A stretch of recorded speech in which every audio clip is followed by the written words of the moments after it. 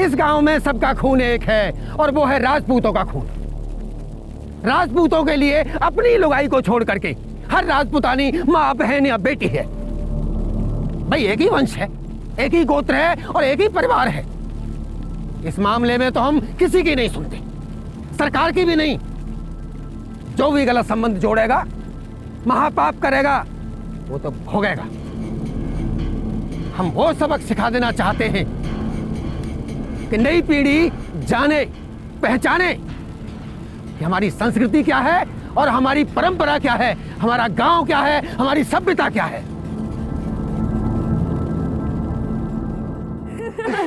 अब बोल तू। अच्छा तेरे से अब छोड़ तो सही हाथ। कुछ बोल ना तू। अच्छा, बोल। हाथ तो छोड़, तोड़ेगी क्या? चल वीर, लेकिन कुछ भी हो जाए हाथ छोड़ने नहीं दूंगी। राजपूतानी हूँ, समझे? मैं तो बस इतना समझता हूँ कि दुनिया छोड़ दो पर तेरा हाथ नहीं।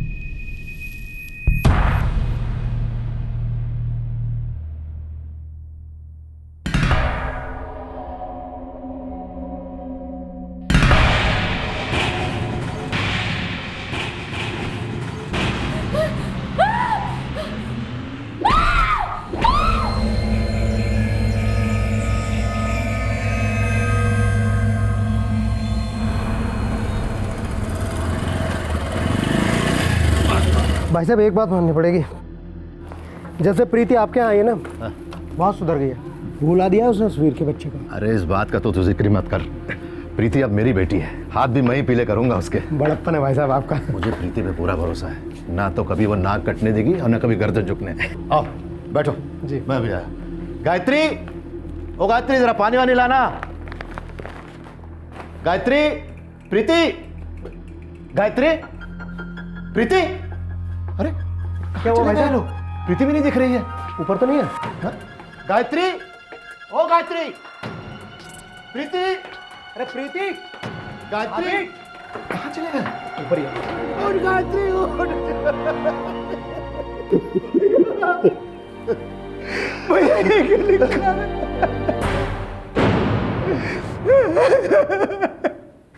संस्कृति कहिए, तहजीब कहिए या फिर कल्चर, ये एक बारीक धागा है जो लोगों को आपस में बांधकर एक कौम बनाता है। और जब ये धागा बहुत ज्यादा कस जाता है तब कुछ ना कुछ टूटता जरूर है। कभी इंसानी रिश्ते टूटते हैं तो कभी इंसान का जिस्म, और निकल उठते हैं खून के फव्वारे। अधेड़ उम्र की गायत्री राजपूत की भयंकर रूप से हत्या की गई थी। उसी के खून को स्याही बनाकर हत्यारे ने गायत्री के पति भवन को ललकारा था, हो सके तो अपने बेटे जीत को बचा लो। ये लाल ललकार दरअसल एक दस्तक थी कि परंपरा के फंदे ने कहीं किसी के जज्बातों को घोट रखा था।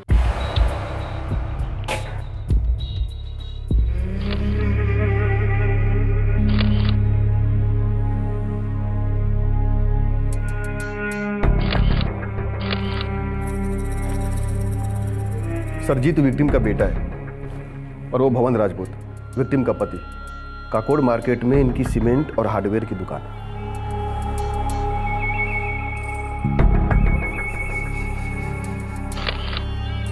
देखिए, जबरदस्ती घर में घुसाने के कोई निशान तो नजर नहीं आ रहे। एक बात बताइए, जब आप घर पर आए थे तो ये बाहर का दरवाजा खुला हुआ था? जी साहब, कल रात में और भुवन भाई साहब खानपुर में मेरे घर पर रुक गए थे। आज सुबह आए तो दरवाजा खुला हुआ था और यहाँ भाभी। अभी भी तो आपने कहा कि आप खानपुर में रहते हैं। हाँ साहब, लेकिन मेरी छोटी बेटी प्रीति भाई साहब के साथ यहीं पर रहती है। और जीत घर पर नहीं था? नहीं साहब, हमारी एक दुकान अलीपुर में भी है। जब रात को कभी देर हो जाती तो वो वहीं पर रुक जाता है, और कल रात वहीं पे था वो। मतलब ये कि आपकी बेटी प्रीति यहाँ से गायब है और जीत को खूनी ने अलीपुर से अगवा कर लिया। लगता तो ऐसा ही है।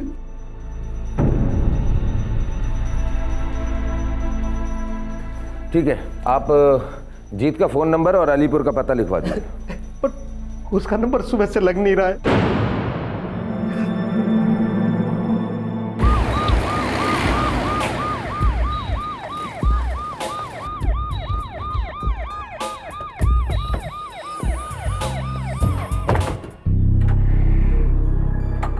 सर ये जीत का मोबाइल तो अभी भी नॉट रीचेबल है। वर्मा, ये मामला कुछ ज्यादा ही अटपटा लग रहा है। प्रीति को घर से उठवा लिया गया, लड़के को अलीपुर से, और लड़के की अम्मा के सिर पर वार करके उसका मर्डर। आखिर ये माजरा क्या है?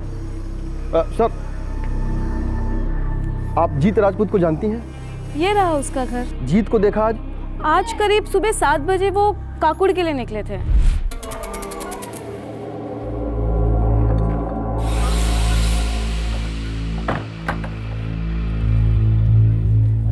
अरे जीत, इतने सुबह सुबह कहाँ चल दिए?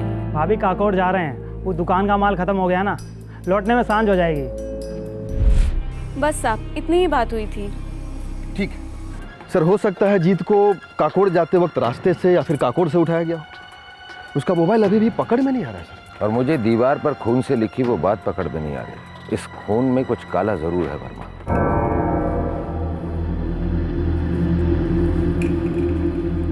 हेमरेज, सर पर एक नहीं कई सारे वार हुए हैं। आई थिंक डॉक्टर, लोहे के सरिये का इस्तेमाल किया गया होगा। एक वार सर के पीछे से हुआ, फिर सामने से कम 2 वार हुए हैं। पहला वार पीछे से किया गया होगा, उसके बाद वो मुड़ी होगी,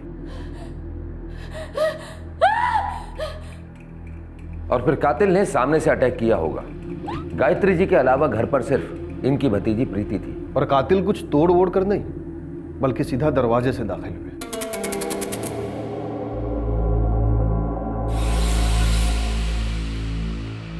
अम्मा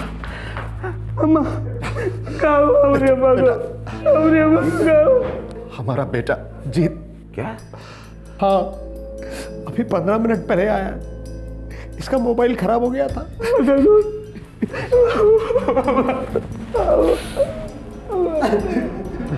जीत सही सलामत था, उसका अपहरण नहीं हुआ था, तो फिर भवन सिंह के घर की दीवार पर उसकी पत्नी गायत्री के खून से लिखे संदेशे का क्या मतलब था?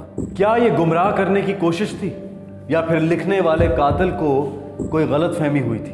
कई कंफ्यूजिंग सवाल उठ रहे थे, लेकिन सबसे अहम सवाल था प्रीति। कहां थी प्रीति?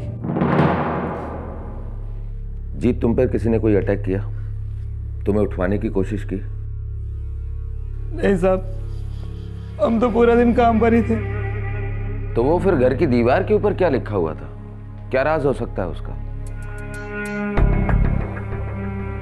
वो तो हम नहीं जानते साहब, लेकिन वो चाहे जो कोई भी था, हम उसे छोड़ेंगे नहीं।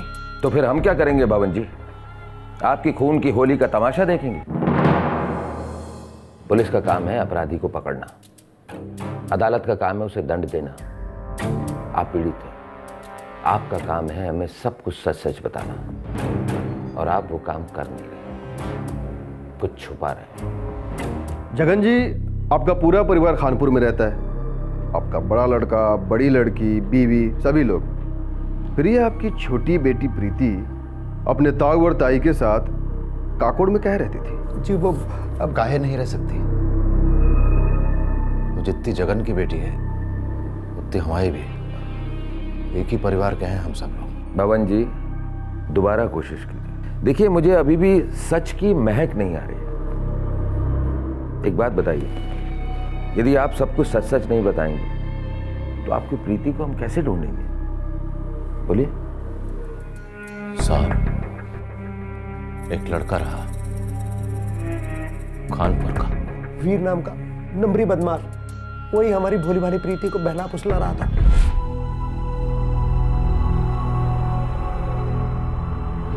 इसीलिए हम कहे साहब, प्रीति अब यहीं रहेगी, काकोड़ में हमारे पास। साहब इस सब के पीछे उस वीर का ही हाथ है, वही हमारी प्रीति को उठा के ले गया। मुझे तो सुबह से ही शक हो रहा था साहब। और आप हमें अब बता रहे हैं? सर अभी भी कोई देर नहीं हुई है। वर्मा, कानपुर के लिए टीम रेडी करो।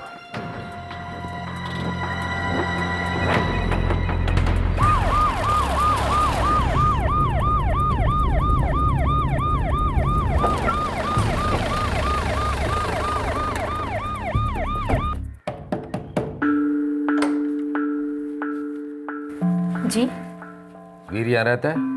हमारा बेटा है। क्या बात है साहब? उससे कुछ बात करनी थी। हमारा बेटा काम पर गया है, पलवल में बंजारा ढाबा में कैशियर का काम करता है ना। उसका नंबर दीजिए। हमारे पास नंबर तो नहीं है। देखिए, एक औरत की हत्या हुई है काकोड़ में, और इस गांव की लड़की उस गांव में रहती थी, प्रीति, जिसका कि अपहरण हुआ है। और हमें पूरा शक है कि इस पूरे कांड के अंदर वीर शामिल है। साहब आपको नहीं, पूरे गांव को वीर पे शक है। सुबह सुबह सारे गांव वाले आए थे साहब, ये देखिए, ये पथराव करके गए साहब, और गाली गलौज करके गए। हमारा बेटा किसी की जान नहीं ले सकता, उल्टा वो लड़की हमारे बेटे की जान के पीछे पड़ी है। मतलब? सब झूठ बोल रहे हैं गांव वाले। और वो जगन है ना, जगन, वो तो महा झूठा है। इल्जाम लगा रहा है हमारे वीर पर। हमारा बेटा तो सच्चा है, अच्छा है एकदम। ठीक है, आपके वीर की अच्छाई और सच्चाई हम खुद जाकर पता करते हैं।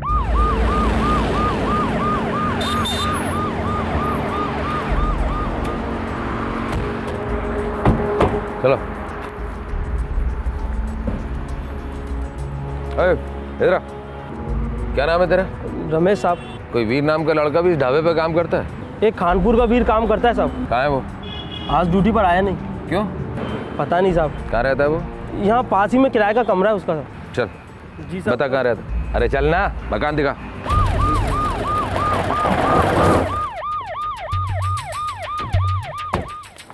चल आगे। कौन सा? ये रहा वीर का कमरा साहब।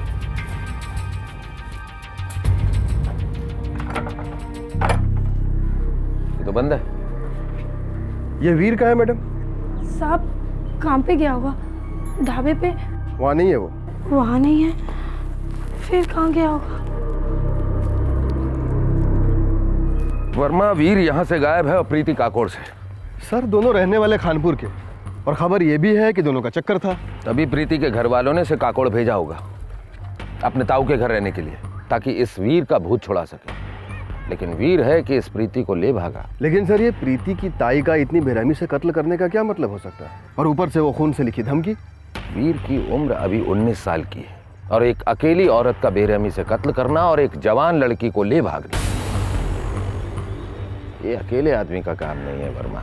एक और बात खटक रही है सर, ये लड़की चिल्लाई क्यों नहीं, खामोश क्यों रही? खामोश तो सारा गांव है, और हमें जवाब चाहिए वर्मा। गांव वालों को बोलना तो पड़ेगा वर्मा।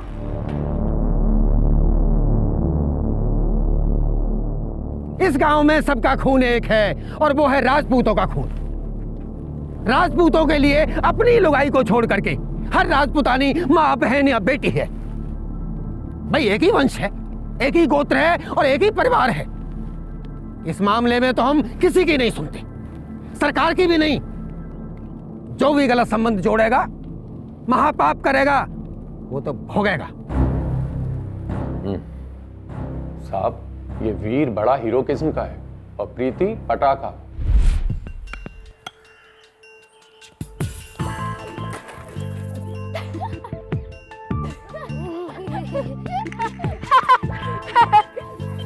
चुड़ैल, आज तो तू गई। पहले पकड़ दे साले। आजा, पकड़। चुड़ैल, अभी पकड़। पहले पकड़ दे साले। आजा, पकड़ मुझे।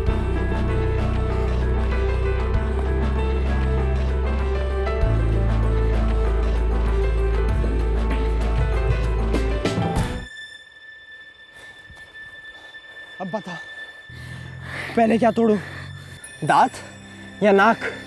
सोच ले, तेरा भी कुछ ना कुछ तोड़ दूंगी। अच्छा, समझती क्या अपने आप को? एक बार हाथ छोड़ कर देख, सब समझ जाएगा तू।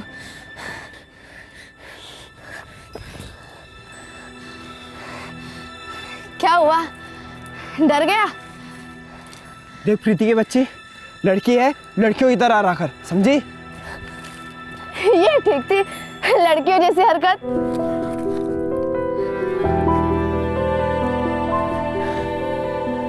और ये थी लड़कों जैसी हरकत।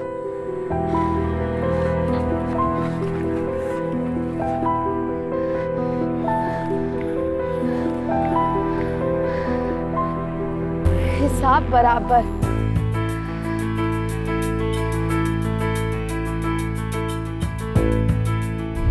साहब, पहले इन दोनों के बीच जम के पंगे होते थे और जब इश्क हुआ तो वो भी जम के।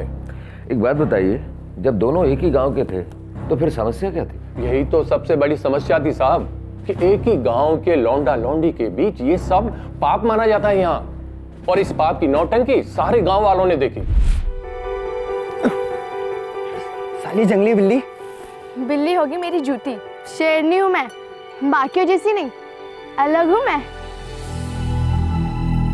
अलग लोग और अलग रिश्ते गांव वालों को हजम नहीं होंगे। तो मर जाए बदहजमी से, मेरी बला से। अच्छा ये बता, प्यार करता है कि नहीं? प्यार किससे? अब पूछ किससे? बहुत मजा आ रहा है ना तुझे? अच्छा। पूछना। अच्छा तेरे से। हाथ तो छोड़, तोड़ेगी क्या? चल। क्या यार तू भी? लेकिन वीर, कुछ भी हो जाए, हाथ छोड़ने नहीं दूंगी। राजपुतानी हूँ, समझे? मैं तो बस इतना समझता हूँ कि दुनिया छोड़ दो, पर तेरा हाथ नहीं।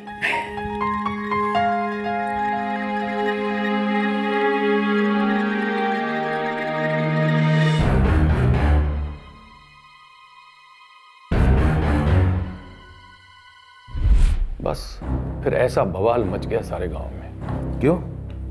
कौन सी दुनिया में रहते हैं साहब? अब एक ही गांव का छोरा, एक ही गांव की छोरी आपस में क्या हुए? भाई और बहन। बहन है वो तुझी। दोस्त है दोस्त, हम लोग बचपन से साथ खेलकर बड़े हुए हैं। बेटा, तुम दोनों तालाब पर मिलते हो, कसम खा मेरी, तुम दोनों के बीच में कुछ गलत तो नहीं हुआ?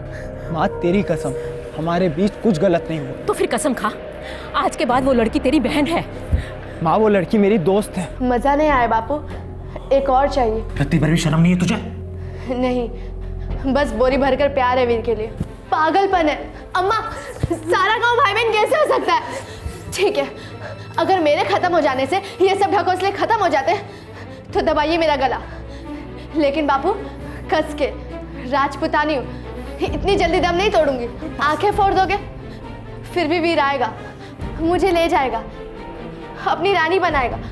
पता है क्यों? क्योंकि हम प्यार करने वाले इंसान हैं, आप जैसे गूंगे बहरे या फिर अंधे जानवर नहीं। बाबू, मैंने सोचा भी नहीं था कि आप लोग इतने बुद्धू होंगे। भाई, भाग तो मैं कहीं से भी सकती हूँ ना, समझे इस बात को? चल समझ लिया, अंदर बैठ, अंदर बैठ, अंदर बैठ। तू घर का ध्यान रखियो, मैं छोड़ के आता हूँ इसे।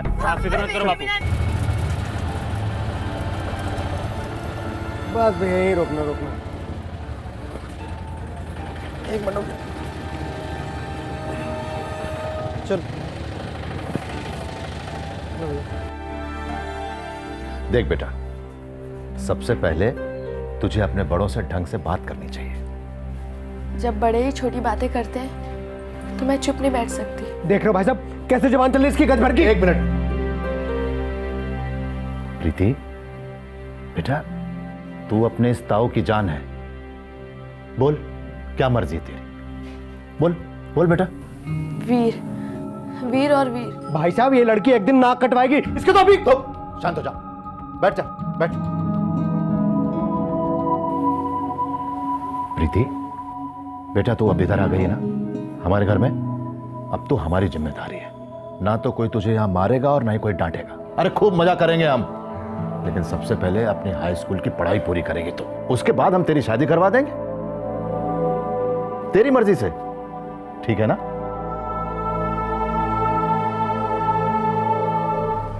भाई साहब ये क्या कह दिया आपने? क्या कह दिया? अरे सही तो कहा है। देख जगह, जैसे लोहा लोहे को काट देता है ना, वैसे जिद जिद को नहीं काट सकती। अब तो कुछ दिन जाने दे, तू देख लेना, वो यहाँ ऐसे रम जाएगी कि अपना सारा बचपना ही भुला देगी।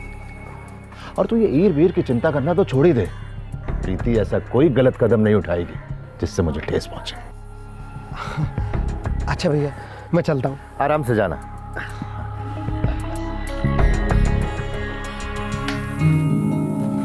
बेटी अब तुम आ गई हो तो ये घर घर सा लगता है। तुम्हें किसी भी चीज की जरूरत हो तो मांगने की जरूरत नहीं बेटिया, खुद ले लेना। ताई जी, मुझे यहाँ रहना बहुत पसंद है। वहाँ खानपुर में तो घर घर नहीं, कैद खाना लगता है। जब देखो बापू के ताने, गाली गलौज, मारपीट। अरे बेटिया, वो तुमको प्यार भी तो करते हैं और दिन रात तुम्हारी भलाई के बारे में सोचते हैं। सारे गांव को भाई बहन बनाने पे तुले, मेरी भलाई तो होने से रही।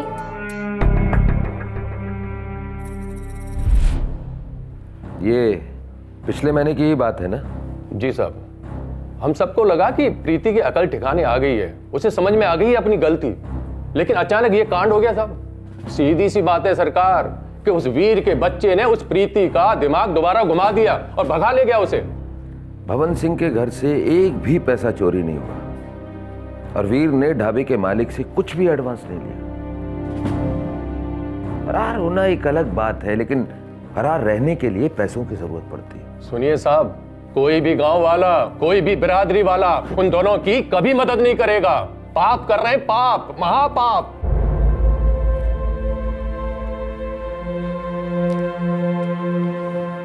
भाई साहब, मुझसे बहुत बड़ी गलती हो गई। मुझे प्रीति को यहाँ लाना ही नहीं चाहिए था। नहीं रे जगन, गलती तो हम सबसे हुई है जो हम अपनी ही बिरादरी में पल रहे सांप को पहचान नहीं पाए। एक बार हाथ तो आने दो बापू, हम कुत्ते वीर के टुकड़े टुकड़े कर देंगे। अरे उसे कुचल के बहुत पहले दफना देना चाहिए था। ये तो मुझसे ही गलती हो गई। वीर के घर वालों का हुक्का पानी बंद करवा देंगे। नहीं, एक बात याद रखना, जो कुछ भी करना है प्रीति बिटिया के घर वापस आने के बाद उसे कोई नुकसान नहीं पहुंचना चाहिए। वीर और प्रीति एक ऐसा जोड़ा था जिसे सारा गांव और सदियों की चली आ रही धारणा एक नहीं होने दे रही थी। पुलिस का मानना था कि अपने मिलन को अंजाम देने के लिए शायद इस जोड़े ने जुर्म का सहारा लिया हो, लेकिन इतने भयंकर हत्याकांड के बाद ये युवा जोड़ा भाग भाग कर आखिर कहां तक भाग पाता और कब तक?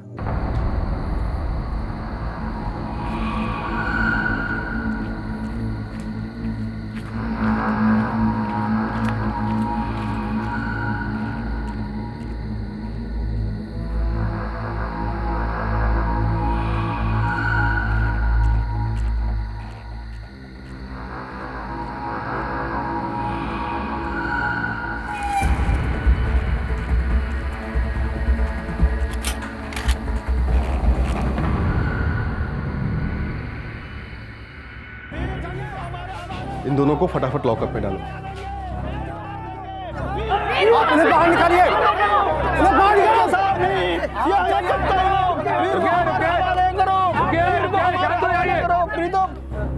इंस्पेक्टर साहब, ये मामला हमारे गांव का है।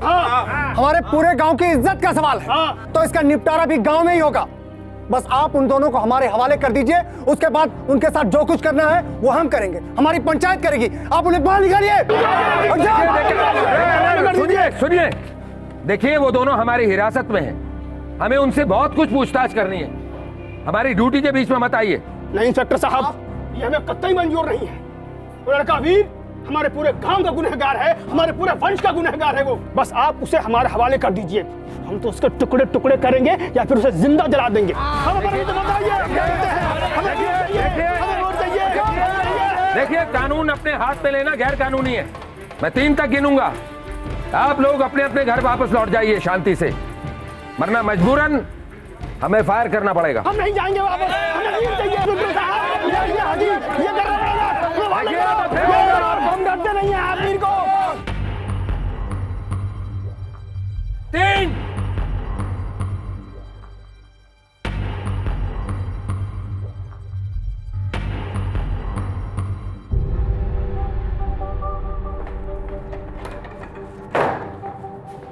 चलो चलो।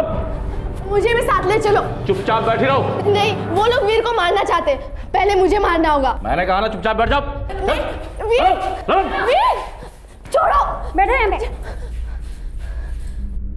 वो लोग दोबारा भी आ सकते हैं, समझ गए? देख वीर, हमारे पास टाइम कम ही नहीं है। दरअसल हमारे पास टाइम है ही नहीं। किसी वक्त वो गांव वाले अंदर घुसकर तेरी हड्डियों का कचूमर बना देंगे। राम कसम साहब, मैं झूठ नहीं बोल रहा। मैंने किसी को नहीं मारा, मुझे फंसाया जा रहा है। जी मुझे तो इतना तक नहीं पता कि मरा कौन है। अगर तूने गायत्री देवी को नहीं मारा तो प्रीति तेरे साथ कैसे हुई बे? तूने गायत्री देवी का सर फोड़ डाला, उसके बाद तुम दोनों काकोड़ से फरार हुए। मैं काकोड़ गया ही नहीं। दरअसल प्रीति ही कल सुबह मेरे ढाबे पे आई थी।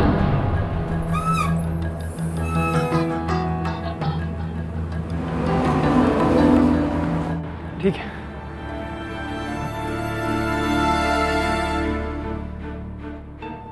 प्रीति, तू यहाँ कैसे चली आई? तू तो आया नहीं अपनी शेरनी को लेने, सो मैं खुद चली आई। तेरे कहने का मतलब ये कि प्रीति खुद अपनी ताई के घर से भागकर तुझसे मिलने ढाबे पर आई और उसने तुझे इस बारे में कुछ भी नहीं बताया कि उसकी ताई मर चुकी है? नहीं साहब, इसके बारे में मुझे कुछ नहीं पता था। वर्मा, लड़का चालाकी करने की कोशिश कर रहा है और सोच रहा है कि हम इसे गांव वालों के हवाले नहीं करेंगे। हमें घुमाने की कोशिश कर रहा है। नहीं साहब नहीं, मैं बिल्कुल झूठ नहीं बोल रहा हूँ। बोलना भी मत। अब वो लड़की बोलेगी और हम बोलेंगे। Verma, yes sir. उस लड़की को बुलवा।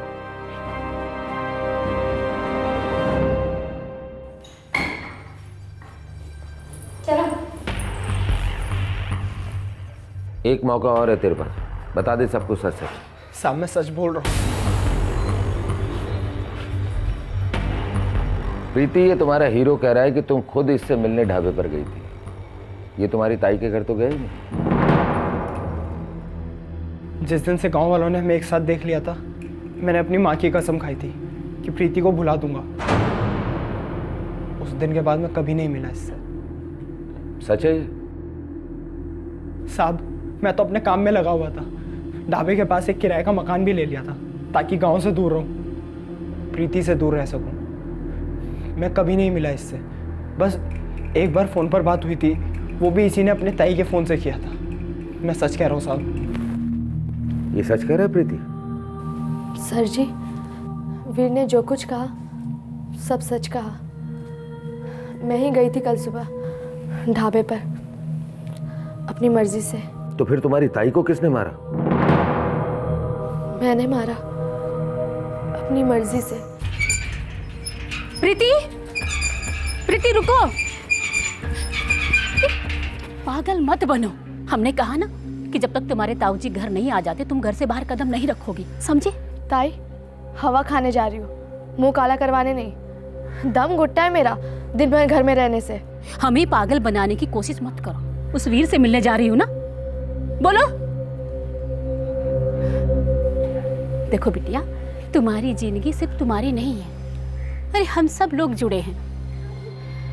अगर तुम अपनी जिंदगी खराब करोगी तो हम सब बर्बाद हो जाएंगे। मुझे जाना है। प्रीति पागल मत बनो। मुझे जाना है। प्रीति चलो अंदर। छोड़िए मुझे। हमने कहा अंदर चलो, पागल मत बनो। जी छोड़िए। हाँ माँ, अंदर चलो जी। अपनी बहन को अंदर ले चलो। मुझे जाना है। चलो। और इसे बाहर मत निकलने देना। मेरे साथ धोखा किया ताई ताऊ ने। मुझे लगा मेरे प्यार को समझेंगे, एक ना एक दिन मेरी और वीर की शादी कराएंगे, लेकिन मेरा इसके बिना दिल नहीं लग रहा था। बस एक बार मिलना चाहती थी, लेकिन वो लोग मुझे घर के बाहर कदम नहीं रखने देते थे। जी दिन रात जासूसी करता तो ताई पीछा नहीं छोड़ती। बड़ी मुश्किल से एक बार बात हुई थी वीर से, जब ताई का मोबाइल हाथ लगा था।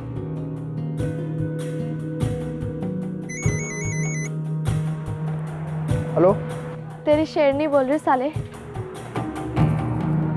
प्रीति, तू कहाँ से बोल रही है? जहाँ से भी बोल रही हूँ। तू खुश नहीं लग रहा है? पूछ तक नहीं रहा है कि कैसी हूँ मैं। नहीं नहीं, ऐसी बात नहीं है। तू ठीक तो है ना? बिल्कुल नहीं। तू यहाँ आ और मुझे उड़ा ले जा। प्रीति, गांव वाले जान से मार देंगे हमें। और मैं तुझे नहीं छोड़ूंगी। याद है ना मैंने क्या कहा था? एक बार हाथ पकड़ा सो पकड़ा। देख प्रीति, तेरी भलाई के लिए बोल रहा हूँ, भूल जा मुझे, वरना गांव वाले हमें मार डालेंगे। तू तो अभी मुझे मरने के लिए कह रहा है, भुलाने के लिए कह रहा है। तूने भुला दिया मुझे? नहीं प्रीति, कभी नहीं भुला सकता तुझे। सीधे काकोड़ आजा, मैं यहाँ मेरे ताऊ के पिंजरे में कह दूँ। खोल पिंजरा, ले चल मुझे, कहीं दूर भाग चलेंगे। नहीं प्रीति, ऐसा नहीं हो सकता। अगर प्यार हो तो सब कुछ हो सकता है वीर। 2 मिनट हमारी आंख क्या लग गई, तुमने अपनी जात दिखा दी। चलो अंदर। मेरी जात एक ही है ताई, आजादी लेकर रहूंगी मैं। हमने कहा अंदर चलो। चलो। ये लड़की मरवा के छोड़ेगी मुझे। अम्मा, हम अलीपुर जा रहे हैं, कल सुबह लौटेंगे। और बापूजी भी रात को चाचा जी के यहीं रुकेंगे कानपुर में। तो प्रीति को अकेली संभाल लोगी? बेटा, हम नहीं संभाल पाएंगे, इसे अपने कमरे में बंद कर दो। भैया दरवाजा खोलिए, भैया ताई ताई दरवाजा खोलिए, भैया।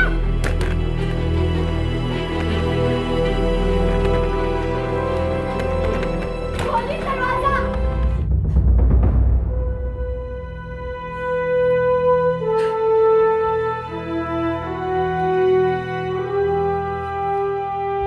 दरवाजा खोलिए, खोलिए दरवाजा।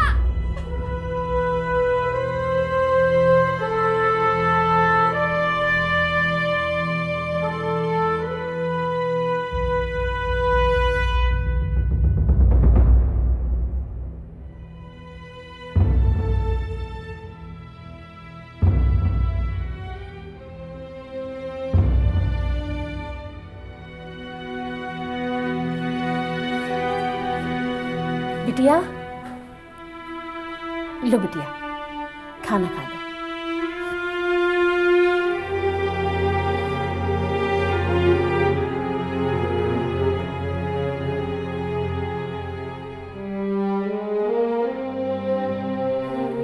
दुश्मन नहीं है तेरे, जो भी हो रहा है सब तेरी भलाई के लिए हो रहा है बिटिया। खा लो।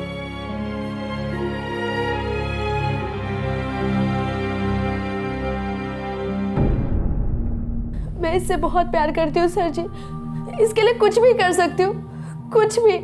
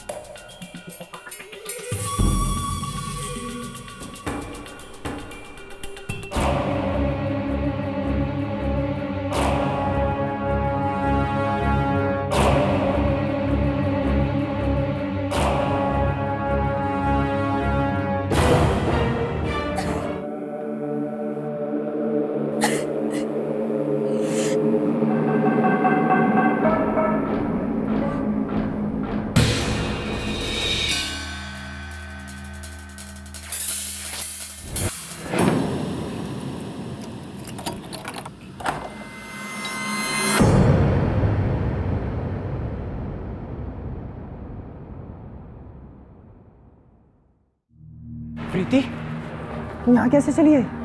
तू तो आया नहीं अपनी शेरनी को लेने, सो मैं खुद चली आई। कैसे?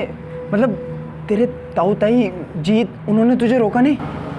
सबने रोकने की कोशिश की, पर फिर भी मैं भाग के चली आई। भाग आई? तू कुछ भी करती है प्रीति। अब बता, ऐसे कैसे भाग आई? हाँ, मैं भाग आई वीर, सिर्फ तुम्हारे लिए। हम कहीं भाग चलते हैं, यहाँ से बहुत दूर। मैं क्या करता साहब, मुझे नहीं पता था कि अपनी ताई को मार के आ गई, और मेरे पास कोई चारा भी नहीं था इसको छुपाने के अलावा। क्या तुम्हें सचमुच नहीं पता था कि इसने अपनी ताई को मार डाला? बिल्कुल नहीं साहब, मुझे इसके बारे में कुछ नहीं पता था। हाँ, मानता हूँ मैं बहक गया था। मैंने इसका हाथ पकड़ा, थोड़ा वक्त साथ गुजारा, पर मैं इससे हमेशा कहता था हमारा कुछ नहीं हो सकता। जात एक, गांव एक, गोत्र भी एक। फिर भी इसने सपने देखे साहब, और अब देखिए ना कहाँ लाके खड़ा कर दिया। खुद भी लुट गई और मैं भी फंस गया साहब।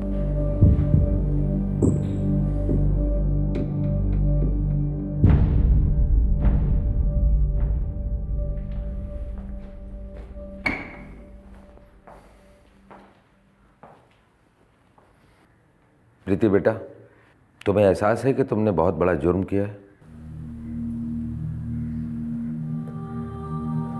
उन लोगों को मेरे जज्बातों का एहसास क्यों नहीं था सर जी?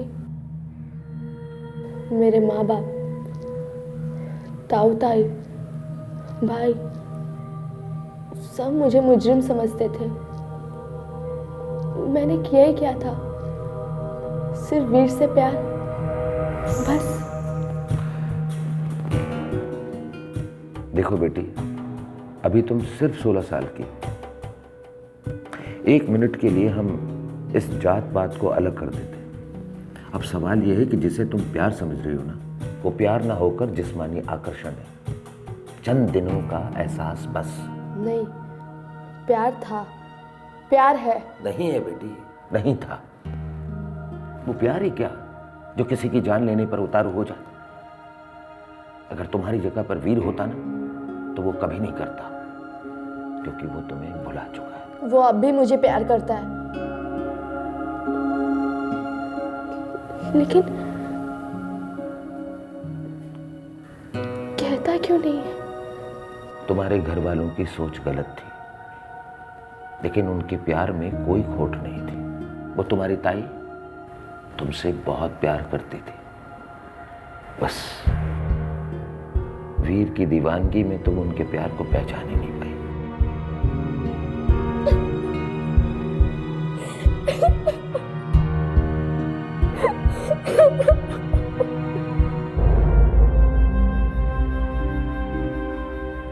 हौसला रखिए भाई साहब, हौसला रखिए।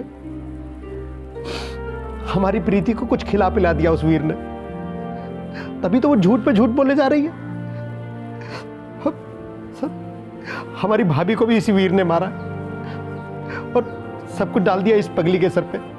ये हमारी ही गलती है जगन, कि हम अपनी बिटिया को ठीक तरीके से समझ नहीं पाए। उसे थोड़ी सी और आजादी देते, थोड़ा वक्त देते, तो हमें आगे चलकर खुद मालूम पड़ जाता कि उस लड़के के साथ कुछ नहीं होने वाला। पर क्या करें, हमारी आंखों पर ये छोटी शान और मतलब के रिवाजों की पट्टी जो बंधी हुई थी, बड़ी महंगी पड़ गई है पट्टी। कानून ने लड़के को रिहा कर दिया है, लेकिन हमारी कैद से नहीं छूटेगा। अरे वो पापी है, लड़की ने भी पाप किया है। हम कहते हैं उसे भी रिहा करो और हमारे हवाले करो। दोनों ने भाई बहन के रिश्ते को गंदा किया है। हम उनको ऐसी सजा देंगे कि आइंदा गांव के बच्चे इस महापाप को दोहराएंगे नहीं। फिलहाल अदालत ने वीर को रिहा तो कर दिया है, लेकिन पुलिस ने उसे क्लीन चिट नहीं दी है। इन्वेस्टिगेशन जारी है। हो सकता है कि उसका इस हत्याकांड में हाथ हो, लेकिन प्रीति अपने इकबाले जुर्म का एक शब्द नहीं बदल रही है। उसे जुवेनाइल कोर्ट में पेश किया गया। फिलहाल वो नोएडा के महिला सुधार गृह में रिहेबिलिटेट हो रही है। 16 साल का दिल बड़े जोर से धड़कता है। शायद इसी शोर में प्रीति परंपरा की दस्तक को सुन नहीं पाई। शायद गांव वाले भी एक दकियानुसी रिवाज को तोड़ने से इतना कतरा रहे थे कि उन्होंने युवा पीढ़ी के जज्बातों की दस्तक अनसुनी कर दी। ये केस जितना जात पात का है, उतना ही बच्चों की परवरिश का भी है। संस्कृति कहिए, तहजीब कहिए या फिर कल्चर, दरअसल ये एक धागा है जो लोगों को आपस में बांध कर एक कौम बनाता है। और जब भी ये धागा जरूरत से ज्यादा कस जाता है, तब कुछ ना कुछ टूटता जरूर है।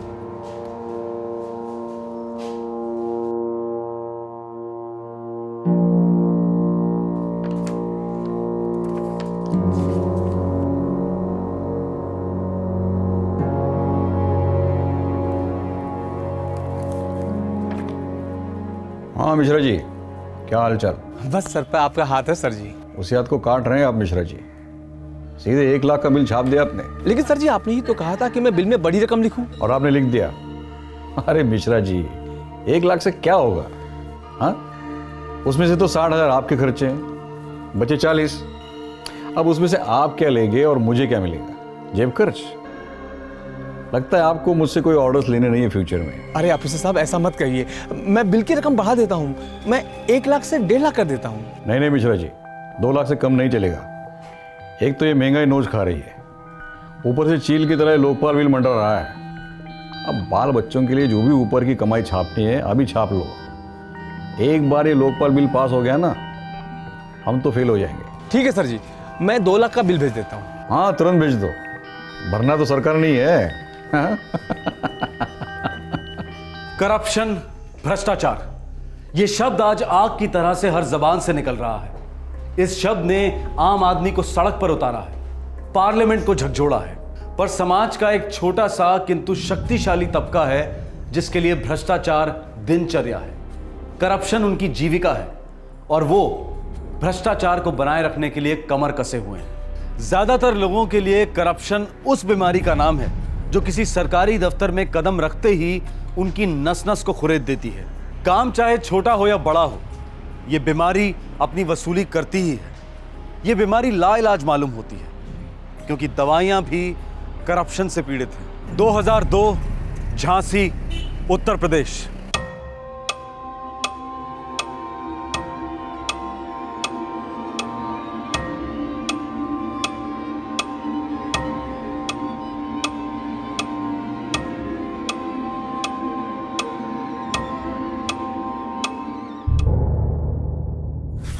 डॉक्टर साहब, मेरे पति कैसे है? देखिए, इन्फेक्शन काफ़ी फैल चुका है। आपके पति की हालत बहुत क्रिटिकल है। हमारी कोशिश जारी है, पर आप लोग ज़्यादा उम्मीद मत रखिए। डॉक्टर साहब क्या बोल गए? अरे बेटिया कुछ तो बोल।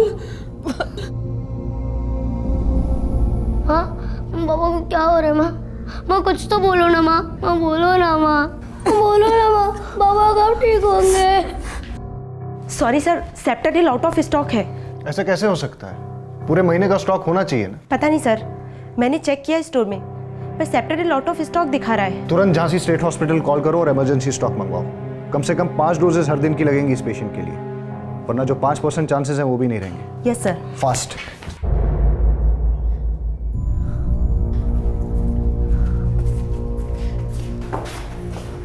पेशेंट होल्ड नहीं कर पाया। Dead? Yes Samar, infection control ही नहीं हो रहा था।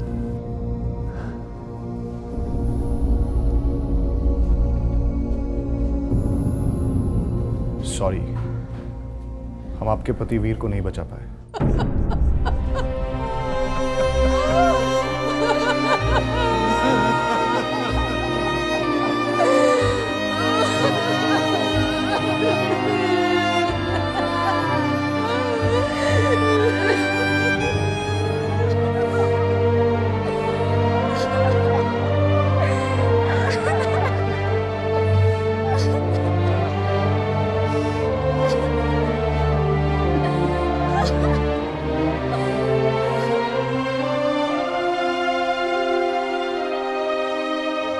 उत्तर प्रदेश के झांसी जिले का एक छोटा सा गांव, जहां एक 35 साल के आदमी को इन्फेक्शन होता है और वो मर जाता है। इन्फेक्शन लाइलाज नहीं था, लेकिन उस सरकारी ग्रामीण अस्पताल में इलाज के लिए दवाइयां ही नहीं थी, और ड्यूटी पर इंचार्ज डॉक्टर इस बात से पूरी तरह से वाकिफ था कि अस्पताल की जो हालत थी वो कतई नहीं होनी चाहिए। सिंह, सेंट्रल हेल्थ ऑफिस के कागजात साफ साफ दिखाते हैं कि हमारे हॉस्पिटल में जो स्टॉक है उससे कई ज्यादा दवाइयां भेजी जा रही हैं। सर आपके हाथ में जो है वो कॉस्ट शीट है, सप्लाई शीट नहीं। सप्लाई शीट ये रही सर, ये रही।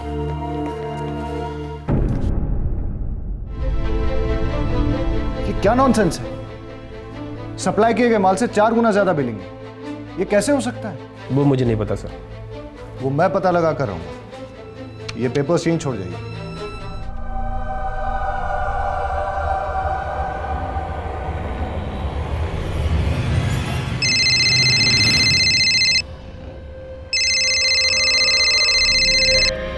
हाँ सिंह बोलो, सब खैरियत? कुमार साहब थोड़ी गड़बड़ हो गई यहाँ पर। कैसी गड़बड़ सिंह? सर वो एक नए सीनियर साहब आए हैं, डॉक्टर समर। उनको बिलिंग और सप्लाई के बीच की गड़बड़ नज़र आ गई है। कैसे नज़र आ गई? बात उस साले तक पहुँची कैसे? अजय साहब वो एक पास के गांव का पेशेंट था, दवाइयाँ आउट ऑफ स्टॉक थी तो चल बसा। बस इसी बात को लेकर बखेड़ा खड़ा कर दिया इसने डॉक्टर ने। कितना लेगा? हिसाब समझा दो ना प्यार से। साहब समझदार नहीं लगता, बहुत टेढ़ी बात कर रहा है। अच्छा साहब सारे कागजात मुझसे ले लिए, आप जल्दी कुछ करो वरना ये और खोदेगा, कहीं हमारी कब्र ना खोद दे। तुम टेंशन मत लो सिंह, मैं भी देखता हूँ किस मिट्टी का बना है डॉक्टर समर।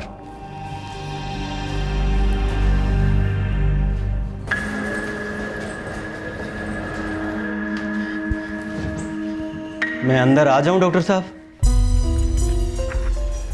कितना अंदर आओगे? गोदी में बैठोगे क्या? अरे नहीं नहीं डॉक्टर साहब, हमारी जगह तो आपके चरणों में है, पर कोई है जो हमारे सर पर बैठना चाह रहा है। साफ साफ बोलो कुमार। वो हरिपुर अस्पताल में डॉक्टर समर आए हैं ना? जानता हूँ। अपने साथ आफत लाए हैं साहब, हम सब के लिए। सप्लाई और बिलिंग के सारे कागजात मंगवा कर स्टडी हो रही है, गणित चल रहा है। उनके एक पेशेंट के लिए दवा शॉर्ट पड़ गई जिससे उसकी डेथ हो गई। सीएमओ साहब के पास शिकायतनामा लेकर पहुंचने की तैयारी कर रहे हैं डॉक्टर समर। ये समर क्या क्या जानता है और कितना जानता है? अरे मुझे कुछ नहीं मालूम है डॉक्टर साहब, वो तो अपना सिंह है ना, उसने मुझे फटाफट फोन घुमा दिया। ठीक है, इस समर के बच्चे को अब मैं घुमाता हूँ।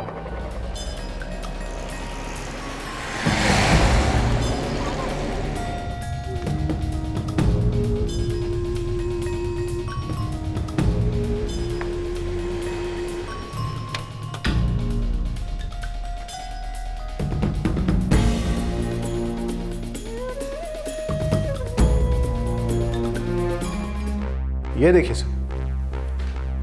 सर, जितने पैसे सरकार सप्लायर्स को दे रही है उतने पैसों की दवाई हॉस्पिटल तक पहुंच ही नहीं रही। और सर जो दवाइयों के एक्चुअल दाम है उससे 10 गुना ज्यादा दाम पे दवाइयां बेची जा रही हैं। ये तो सरासर लूट है। Yes sir. और ये सारी दवाइयां आपके डेप्यूटी डॉक्टर अवस्थी की देखरेख में डिस्पैच होती हैं। समर, ये मैं अच्छी तरह से जानता हूं सर, लेकिन आशा करता हूं कि डॉक्टर अवस्थी भी जानते होंगे कि ये जो सब हो रहा है वो गलत है सर। मैं इन्वेस्टिगेट करूंगा, लेकिन ऐसे ऊँगलियां उठाने की जरूरत नहीं। सर लोग दुनिया से उठ रहे हैं सर। यहां आने से पहले मैं 15 प्राइमरी हेल्थ सेंटर और 4 चीफ हेल्थ सेंटर्स जाके आया हूं। सब जगह वही हाल है सर, वही लूट, वही अंडर सप्लाई, वही ओवर बिलिंग। सर पिछले 8 महीने में 30 डेथ्स हुई हैं दवाइयों की शॉर्टेज की वजह से। सर 5 डेथ्स तो मेरे अपने हरिपुर हॉस्पिटल में। सर मेरी समझ में ये नहीं आता है कि कम दवाइयों के लिए हम इतने ज्यादा पैसे क्यों दे रहे हैं, जबकि उतने ही पैसों में हम भरपूर दवाइयां स्टॉक कर सकते हैं सर। ये पेपर्स मेरे पास छोड़ जाओ, मैं देखता हूँ। सीएमओ सर, आई होप आप जल्दी देखेंगे और तुरंत एक्शन लेंगे। Thank you sir.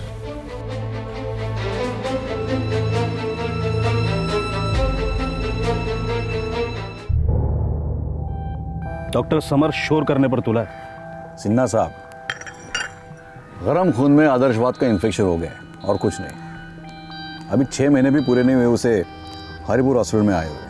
वो सिर्फ हरिपुर में चुपचाप बैठने वालों में से नहीं। देखिए doctor Awasthi, rural medical centres आपके अंडर में है।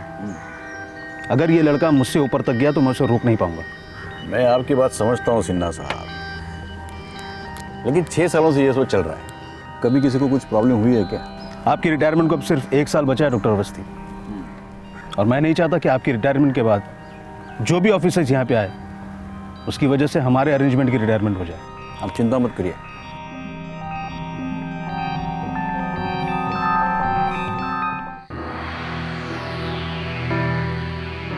बहुत बड़ा स्कैम है, इतने महीनों से बात पकड़ में ही नहीं आ रही थी।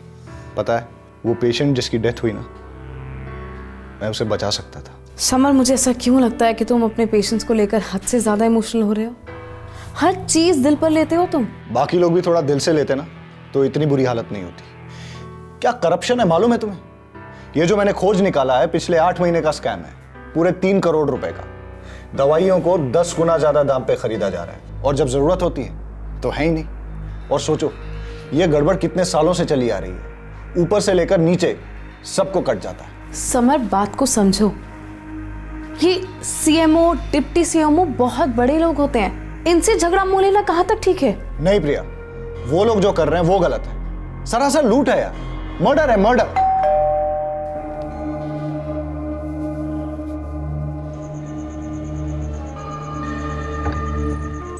Good evening doctor summer.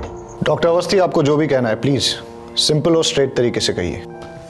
तो सिंपल और स्ट्रेट बात, मैं तुम्हें कट दूंगा, तुम कट लोगी और हम सब लोग प्यार और शांति से रहेंगे। डॉक्टर अवस्थी, आप इस वक्त मेरे घर में बैठे हुए हैं, इसलिए आपसे प्यार से बात करने की कोशिश कर रहा हूं। चले जाइए यहां से, प्लीज लीव। डॉक्टर समर, इतनी अच्छाई से तो डायबिटीज हो जाएगा और इतने गुस्से से ब्लड प्रेशर और सिस्टम रत्ती भर चेंज नहीं होगा। चेंज तुम्हें होना होगा डॉक्टर, जैसे हम सब लोग हुए हैं।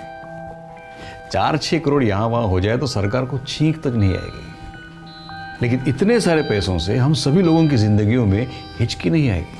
आप तो जिंदा है ही नहीं, फिर किस जिंदगी की बात कर रहे हैं?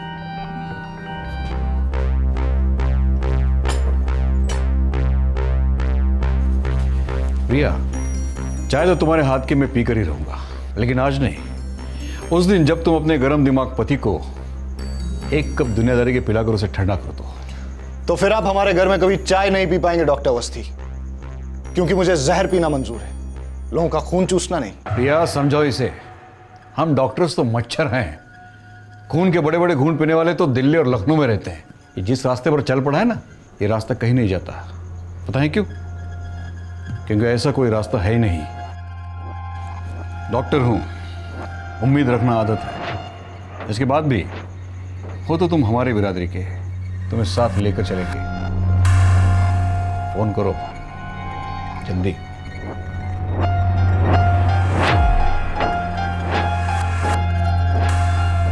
रोजगार प्लान्स, सड़कों के टेंडर्स, बड़े बड़े खेल महोत्सव, infrastructure plans, medical facilities, loan schemes, आप कोई भी सरकारी प्रोजेक्ट उठाइए, उनमें आपको बेशुमार भ्रष्ट हाथों के निशान मिलेंगे। इन्हीं भ्रष्ट हाथों के बीच कमीशंस और परसेंटेजेस का धंधा घूमता रहता है। डॉक्टर समर इस करप्शन के भवंडर में, इस अनैतिकता के तूफान में ईमानदारी की जोत जलाने की फिराक में था। एक अकेला आदमी सत्ता और प्रशासन के ठेकेदारों से कितना और कब तक लड़ पाता?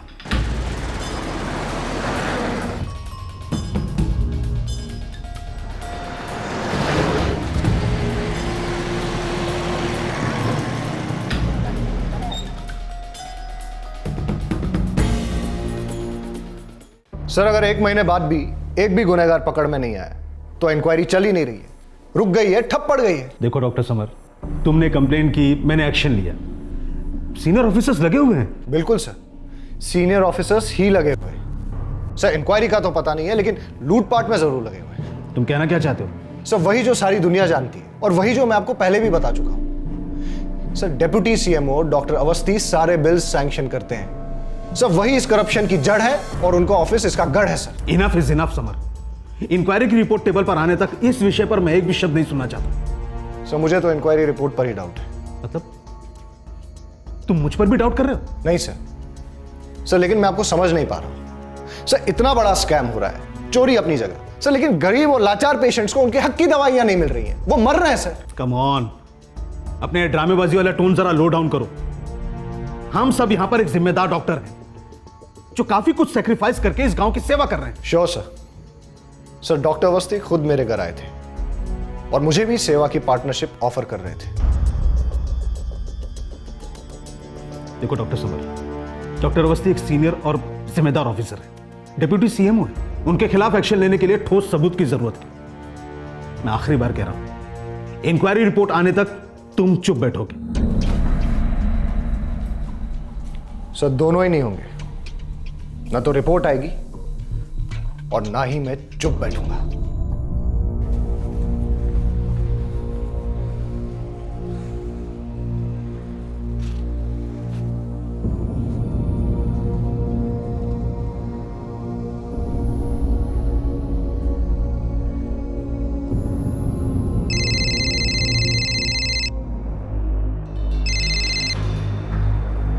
हेलो समर, देखो यार, तुम अगर अपने पैरों पर कुल्हाड़ी मारने का शौक रखते हो तो उसे बेशक पूरा करो, मुझे कोई प्रॉब्लम नहीं है।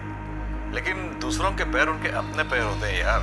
उन्हें अपने हाथों से छुओगे तो आशीर्वाद मिल सकता है, और अगर कुल्हाड़ी मारोगे तो बुरा होगा, बहुत बुरा होगा। I hope you understand what I mean.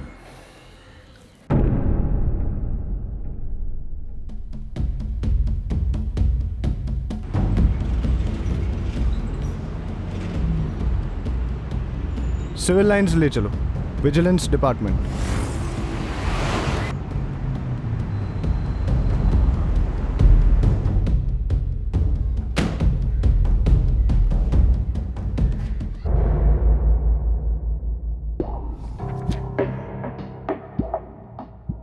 ये रूरल हेल्थ सेंटर्स के सारे purchases deputy CMO doctor Awasthi handle करते हैं? जी सर। डिप्टी सीएमओ बहुत बड़ी पोजीशन है डॉक्टर समर। सर इतनी बड़ी कि आप भी कोई एक्शन नहीं लेने की सोच रहे हैं? Am I right? रॉन्ग। देखिए, एक तो मेरे बारे में सोचना बंद कर दीजिए, और दूसरी बात, क्या आप में आखिर तक खड़े रहने की ताकत है कि घुटने कांपेंगे आपके? मतलब इतने बड़े लेवल का करप्शन एक्सपोज करने के लिए गुर्दा लगता है, काफ़ी गहराई तक खोदना पड़ता है, कई सारी दुश्मनियां मोल लेनी पड़ती है डॉक्टर समर। सर मैं बस इतना जानता हूं कि ये पैसों की हेराफेरी और जानों की सौदेबाजी दोनों रुकनी चाहिए। ठीक है, अगर आप कमिटेड है तो हम खोदना शुरू करते हैं, देखते हैं सुरंग कहाँ निकलती है। सारे हॉस्पिटल्स, प्राइमरी हेल्थ सेंटर्स और मेडिकल डिपार्टमेंट के सारे फाइल्स हमें खंगालने पड़ेंगे। आई नो कुलदीप, पर शिकायत करने वाले इस डॉक्टर का अपना कोई स्वार्थ नहीं है, बस एक नेक मकसद है, और ऐसे लोग रोज रोज हमारे दरवाजे पर दस्तक नहीं देते।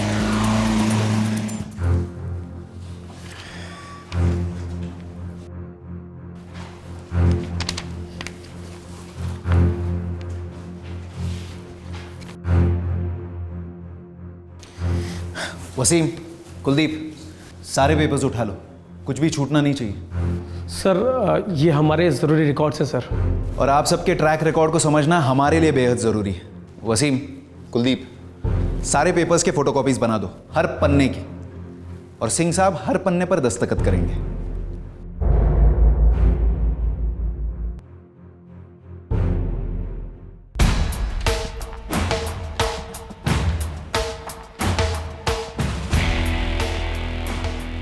ये सारे आपके सिग्नेचर हैं यहाँ पर।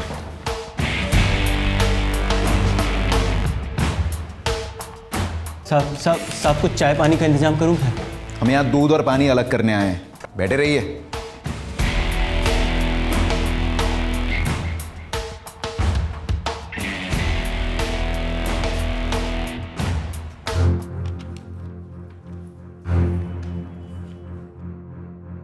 सर सालों से ओवर बिलिंग चल रही है। मतलब सालों से सरकार लुट रही है। ये जाली बिल्स भरने के लिए जनता के टैक्स का पैसा जा रहा है। सर सिर्फ पिछले 1 साल में कम से कम 4 से 5 करोड़ की बोगस बिलिंग दिखाई दे रही है। और एक्चुअल दवाइयों की सप्लाई ज़्यादा से ज़्यादा 40 लाख रुपए की हुई होगी। सीधा गणित मालूम होता है, 1 का 10।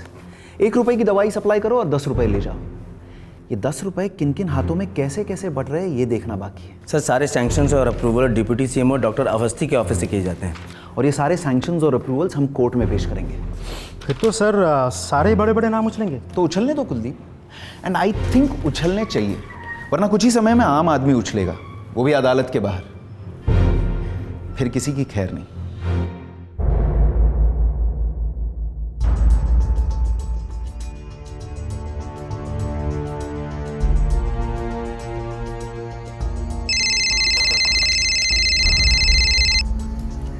हाँ सीना साहब बोलिए। डॉक्टर अवस्थी, विजिलेंस डिपार्टमेंट का नोटिस आया है।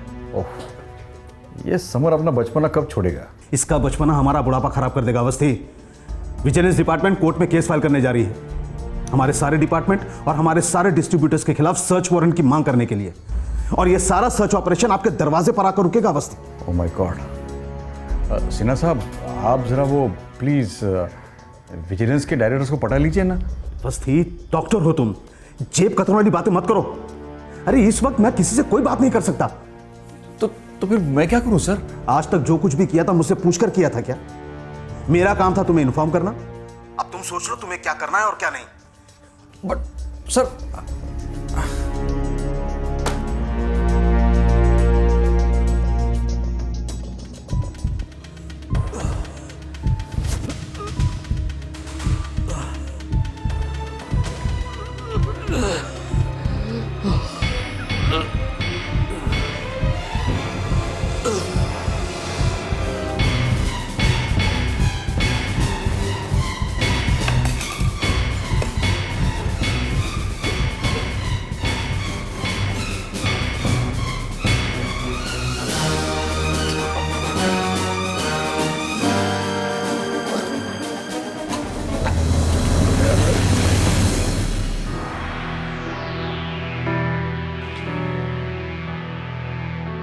प्रिया, ये देखो प्रिया, अभी इस देश की सिचुएशन इतनी होपलेस नहीं हुई है।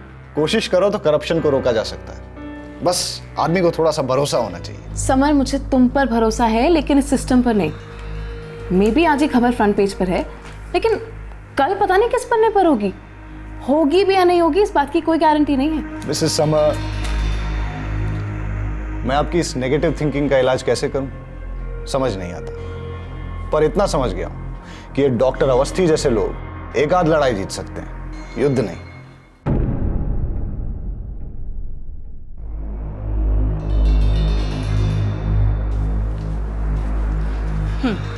ये सारी बकवास लिखने के लिए तनख्वाह मिलती है क्या इन अखबार वालों को?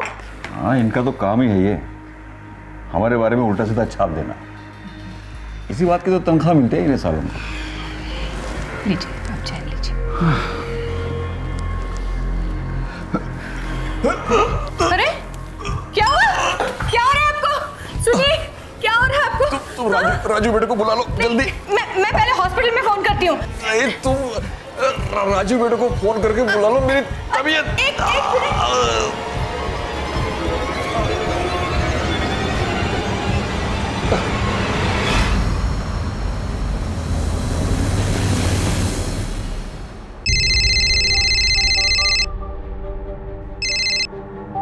हेलो,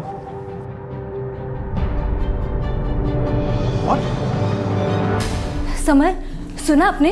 क्या दिव्या? हमारे डॉक्टर अवस्थी। क्या हुआ उन्हें? He is dead. क्या? हाँ, अभी अभी खबर मिली कि उन्हें स्ट्रोक हुआ और वो चल बसे।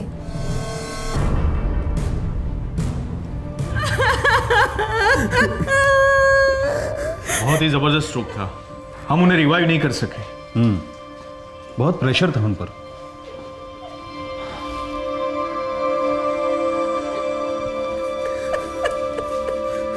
भाभी जी,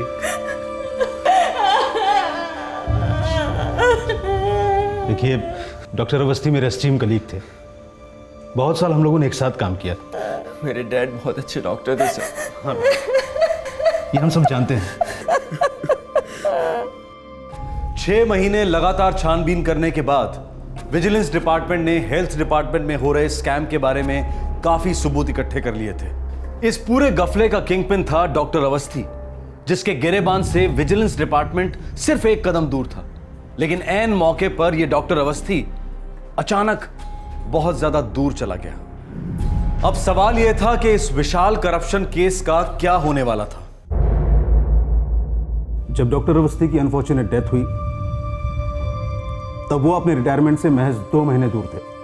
मैं ट्रिब्यूनल और हेल्थ मिनिस्ट्री दोनों से रिक्वेस्ट करता हूं कि डॉक्टर अवस्थी के बेदाग करियर और उनके एक्सीलेंट ट्रैक रिकॉर्ड को ध्यान में रखते हुए उनकी फैमिली को फुल बेनिफिट्स और पेंशन तुरंत रिलीज किया जाए। थैंकिंग यू सीएमओ, आज ही डिस्पैच कर दो। विजिलेंस डिपार्टमेंट ने हेल्थ डिपार्टमेंट पर कई संगीन आरोप लगाए हुए थे। दवाइयों की खरीदी में हो रहे गबन के आरोपों का जवाब डिप्टी सीएमओ के ऑफिस की जिम्मेदारी थी। पर जब डिप्टी सीएमओ डॉक्टर अवस्थी रही नहीं, इस केस को और परस्यू करने का मतलब होगा अदालत और दोनों डिपार्टमेंट्स के समय की बर्बादी। वैसे भी अभी तक इस केस में कोई भी ठोस सबूत कोर्ट में पेश नहीं हुआ है। इसके चलते अदालत इस केस को क्लोज करती है। शायद तकदीर का इंसाफ करने का अपना तरीका है। हमने जो करना था वो किया, आगे तकदीर की मर्जी।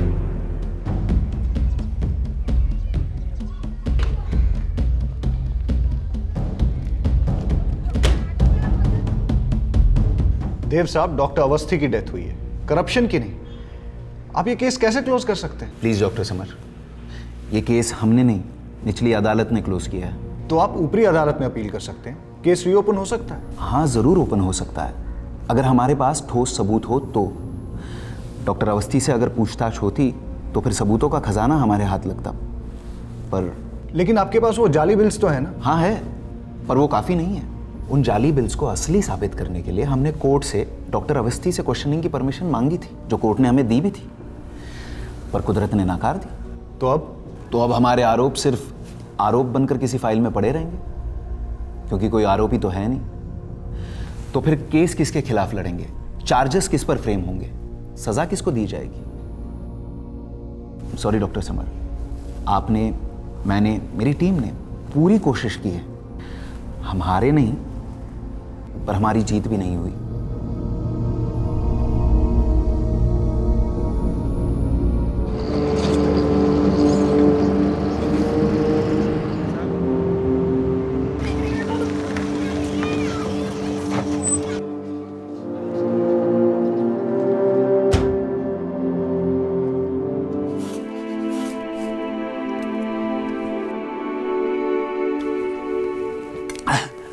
अरे डॉक्टर साहब, आप आइए आइए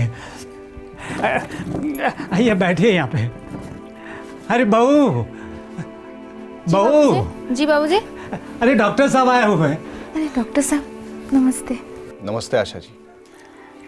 लड़का कैसा है आपका? जी अच्छा है। स्कूल जाता है वो? हाँ जाता है ना, गांव के स्कूल में भर्ती है। मैं आपके लिए चाय रखती हूँ। नहीं, मैं तो बस यहाँ से गुजर रहा था तो सोचा मिलता चलूं।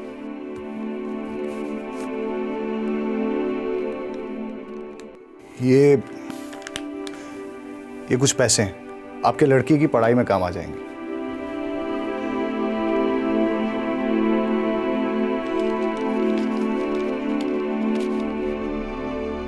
ये क्यों डॉक्टर साहब? ऐसा हमने आपके लिए क्या किया जो आप हमें पैसे दे रहे हैं? वो मैं आपके लिए कुछ कर नहीं पाया, आपके लड़के को नहीं बचा सका, आपके पति को। बस बहुत खटकता है मुझे। ऊपर वाले को खटका नहीं है तो डॉक्टर साहब आप अपना कलेजा क्यों भारी कर रहे हैं? समझता हूँ, लेकिन प्लीज रख लीजिए इसे, चलता हूँ।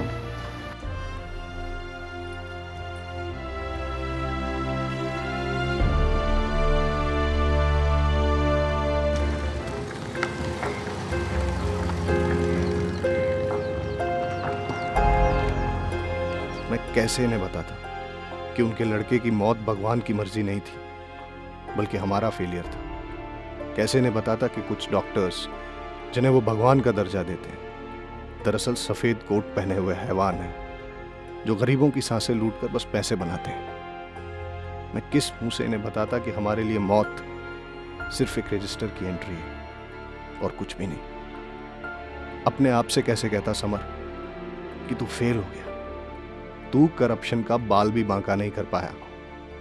पता नहीं, शायद भगवान की यही मर्जी थी।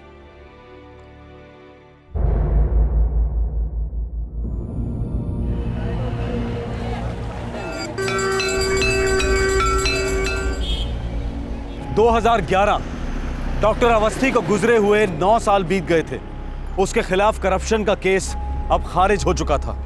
झांसी एडमिनिस्ट्रेशन के हेल्थ सेक्टर में दवाइयों की ओवर बिलिंग और अंडर सप्लाई का स्कैम बंद फाइलों में दफन हो गया था। अब झांसी से दूर इलाहाबाद हाई कोर्ट में एक पिटीशन दायर की गई थी।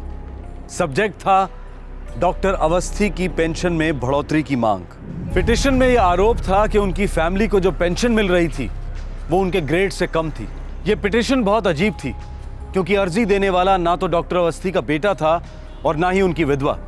तो फिर ये कौन शख्स था जिसे 9 साल बाद डॉक्टर अवस्थी की पेंशन को लेकर इतनी चिंता थी? सर, डॉक्टर अवस्थी का सर्विस रिकॉर्ड एक्सीलेंट था। मुझे उनके सर्विस रिकॉर्ड के डॉक्यूमेंटेशन की जरूरत पड़ेगी, और ये जो पेंशन बढ़ोतरी की मांग हो रही है इसके कारण भी मुझे लिखित में चाहिए, क्योंकि ये सारे रिकॉर्ड्स मुझे ट्रिब्यूनल के सामने पेश करने होंगे। सर, डॉक्टर अवस्थी की लास्ट पोस्टिंग झांसी डिवीजन में थी, जहां पर वो डिप्टी सीएमओ की पोस्ट पर थे। ठीक है, आप उनके सारे रिकॉर्ड्स को फाइल करो, उसके बाद मैं केस की स्टडी करता हूँ। Right sir, thank you.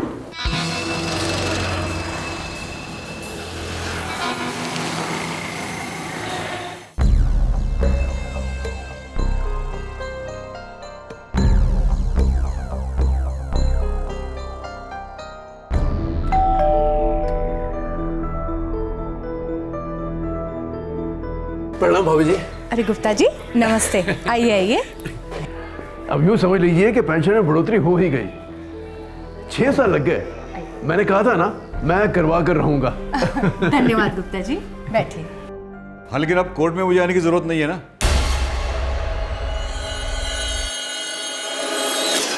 सवाल ही पैदा नहीं होता सर जी, केस पूरी तरह से साफ है।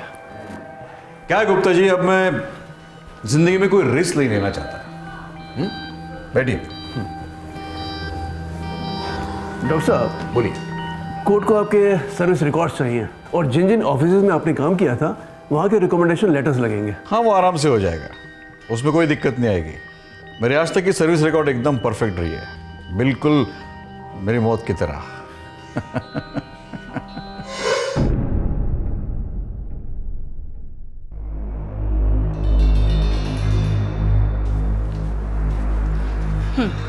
ये सारी बकवास लिखने के लिए तनख्वाह मिलती है क्या इन अखबार वालों को? हाँ, इनका तो काम ही है ये, हमारे बारे में उल्टा सीधा छाप देना। इसी बात की तो तनख्वाह मिलती है इन्हें सालों में। लीजिए, आप चाय लीजिए। अरे क्या हुआ? क्या हो रहा है आपको? सुनिए, क्या हो रहा है आपको? तुम राजू बेटे को बुला लो जल्दी। मैं पहले हॉस्पिटल में फोन करती हूँ। नहीं, तुम राजू बेटे को फोन करके बुला लो, मेरी तबीयत। एक मिनट।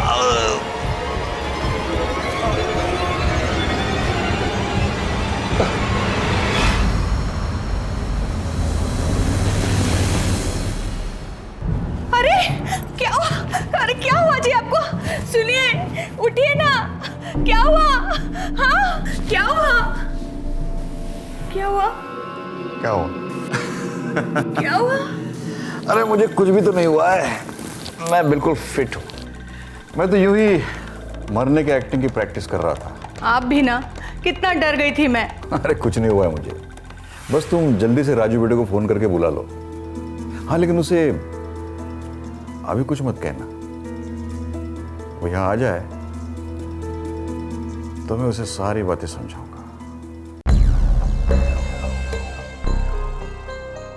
डॉक्टर चौहान, आपके स्टाफ के 2 लोगों को तो आप हैंडल कर ही सकते हैं। एक तो हो जाएगा और दूसरे के लिए कोशिश करनी होगी। हाँ, लेकिन कामयाब कोशिश होनी चाहिए, हम फेल हो ही नहीं सकते। वो सीना को मैं संभाल लूंगा। बताइए फिर प्लान क्या है? आप सभी लोगों के फुल कोऑपरेशन से मैं मर जाऊंगा। उसके बाद मेरा ये बेटा मेरी डेथ सर्टिफिकेट मेरे सारे ऑफिस में पहुंच जाएगा। लेकिन डैड, अंतिम संस्कार कैसे होगा? किसका होगा? तुम उसकी चिंता मत करो राजीव, मेरे मॉर्ग में लावारिस लाशों की कोई कमी नहीं है। Smart doctor Chauhan, very smart. 1 second के लिए भी किसी को शक नहीं होना चाहिए। कोई गड़बड़ नहीं, कोई शोषण नहीं, कोई विधियां नहीं, क्योंकि डॉक्टर, मरहूम डॉक्टर अवस्थी को ये सब कुछ पसंद नहीं था। बेचारे सिंपल से आदमी थे, कर्मयोगी थे, जैसे जिंदगी जिए ऐसे ही चल रही है। डॉक्टर जिंदगी को मौत के मुंह से वापस छीन कर लाते हैं, लेकिन यहां तो एक डॉक्टर मौत का मुखौटा पहनकर पूरे 9 साल तक जिंदगी के हर मजे लूटता रहा। एक ऐसी जिंदगी जो छल कपट और गरीबों की लाशों पर खड़ी थी। अपनी काली करतूतों से कमाई हुई ब्लैक मनी को डॉक्टर अवस्थी ने आगरा में इन्वेस्ट किया, जहां का वो रहने वाला था।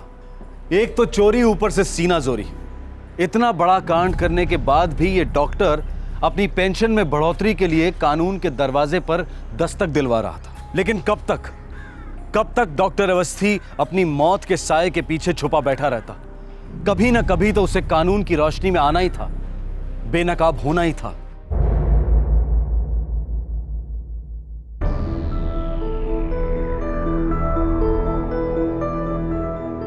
हेडक्वार्टर से आए हैं, इलाहाबाद हाईकोर्ट को कुछ रिकॉर्ड्स चाहिए। ठीक है, मैं देख लूंगी।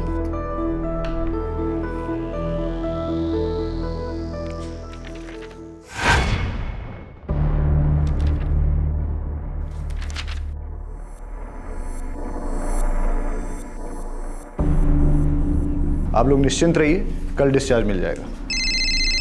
Excuse me. बोलो दिव्या। समर, आपको डॉक्टर अवस्थी याद है? याद तो उन लोगों को किया जाता है जिन्हें आप भूलते हो। इलाहाबाद हाई कोर्ट से उनकी सर्विस रिकॉर्ड की इंक्वायरी आई हुई है, मेरे टेबल पर ही पड़ी है। किस चीज़ की इंक्वायरी है? उनके पेंशन में बढ़ोतरी की पिटीशन दाखिल हुई है इलाहाबाद हाई कोर्ट में। उनकी फैमिली ने फाइल की होगी शायद। नहीं समर, पिटीशन पर सिग्नेचर ना मिसेस अवस्थी के है और ना डॉक्टर अवस्थी के बेटे के है। तो फिर? पिटीशन खुद डॉक्टर अवस्थी ने साइन किए हैं। नॉट पॉसिबल दिव्या, ऐसा कैसे हो सकता है? डॉक्टर अवस्थी को गुजरे हुए 9 साल हो गए। वही तो समर, इस पिटीशन पर सिर्फ उनके सिग्नेचर्स ही नहीं बल्कि उनकी दी हुई एफिडेविट भी है जिसमें पिछले महीने की तारीख है।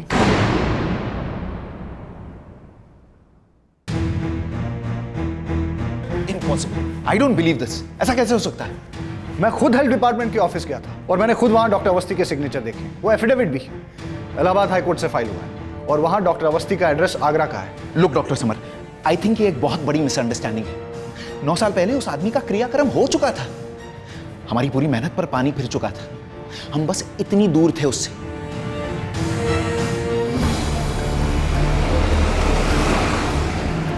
लोकल पुलिस स्टेशन को इन्फॉर्म कर दो, शायद उनकी जरूरत पड़े। Sure sir.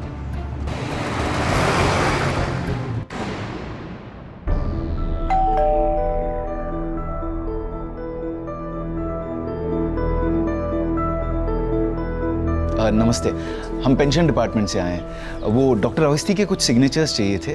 उन्होंने जो पेंशन में बढ़ोतरी की पिटीशन की थी वो अप्रूव हो चुकी है। अरे ये तो बहुत अच्छी बात है। आइए आइए, अंदर आइए। शुक्रिया।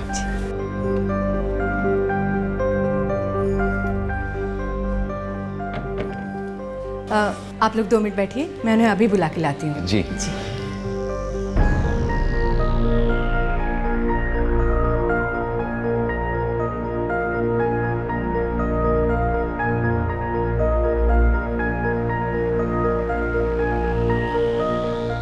नमस्ते, मैं हूं डॉक्टर अवस्थी। नमस्ते डॉक्टर अवस्थी। आपने मुझे पहचाना नहीं सर? हम पहले भी मिल चुके हैं। Oh really? कब मिले हैं हम लोग?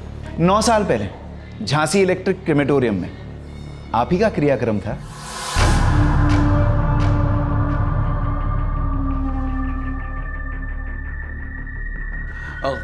कौन आप लोग? कौन है? Vigilance department Jhansi. क्या हो रहा है? सुनिए, कुछ बोलिए, क्या हो रहा है? सुनिए, सुनिए। अरे अरे आप लोग देख क्या रहे? कुछ कीजिए ना प्लीज। अरे क्या कर रहे हैं? रहने दीजिए डॉक्टर अवस्थी, आप पहले भी एक बार मौत की तौहीन कर चुके हैं।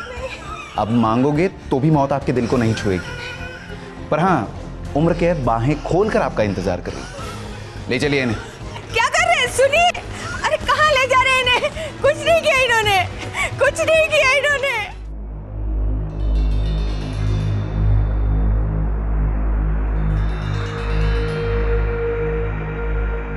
अकेले काफी बोर हो रहे होंगे, लेकिन फिक्र मत करिए, काफी जल्द बहुत भीड़ होगी अंदर और शुरुआत डॉक्टर चौहान से होगी, जिन्होंने आपका पोस्टमार्टम किया और आपको डेथ सर्टिफिकेट इशू किया। बेवकूफ़ी का अगर कोई सर्टिफिकेट जारी होता तो उसके सबसे पहले हकदार तुम होते डॉक्टर समर।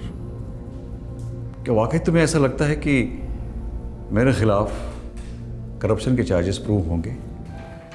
इतने अंधे कैसे हो सकते हो तुम समर? आज तक कभी देखा है तुमने मेरे लेवल के ऑफिसर्स को करप्शन के चार्जेस में सजा काटते? ये चेन बड़ी लंबी है डॉक्टर समर। ना ये मुझसे शुरू होती है, ना ही ये मुझ पर खत्म होती है। पर आप तो खत्म हो गए ना डॉक्टर अवस्थी, और ये एक शुरुआत है, एक ऐसी शुरुआत जो आपकी खुफिया करप्शन की चेन को बेहद बेचैन कर देगी। इम्पॉसिबल को पॉसिबल होते मेडिकल साइंस भी देखता है। अब आपके पेशेंट को ही ले लीजिए ना, 65 साल के कोमा के बाद जागा है। पेशेंट का नाम आम आदमी।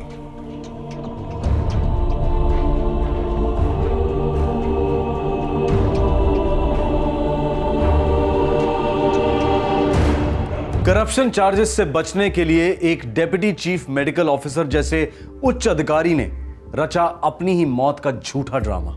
9 साल ऑफिशियली डेड होने के बाद जब वो कानून की गिरफ्त में आया है तो उसे पूरा भरोसा है कि वो ज्यादा दिन जेल में नहीं रहेगा। शायद उसका भरोसा गलत नहीं था, क्योंकि इतिहास गवाह है, सिर्फ देश में ही नहीं दुनिया भर में हर किस्म के जुर्म के लिए कन्विक्शंस होते हैं, लेकिन करप्शन केसेस में बहुत ही कम। डॉक्टर अवस्थी जैसे माहिर शातिर खिलाड़ी अच्छी तरह से जानते थे कि करप्शन को जिंदा रखने के लिए ग्लूकोज कहां चढ़ता है और सलाइन कहां। वो जिस चेन की बात कर रहा है उस चेन को फिलहाल शायद खत्म करना मुश्किल है, लेकिन उसे काट कर छोटा तो किया ही जा सकता है, और ये अपने आप में एक शुरुआत है। यंग डॉक्टर समर और विजिलेंस ऑफिसर देव ने अपने जमीर की दस्तक सुनी और अपनी ड्यूटी को सबसे आगे रखा। ऐसे नागरिकों से ही बनता है एक सभ्य समाज और एक मजबूत देश। इन दोनों ऑफिसर्स को क्राइम पेट्रोल दस्तक सैल्यूट करता है। आपसे फिर मुलाकात होगी अगले एपिसोड में। तब तक अपना ख्याल रखें, सुरक्षित रहें। जय हिंद। क्राइम पेट्रोल के और भी दिलचस्प कहानी देखने के लिए हमारे चैनल को सब्सक्राइब करें और बेल आइकॉन दबाना न भूलें।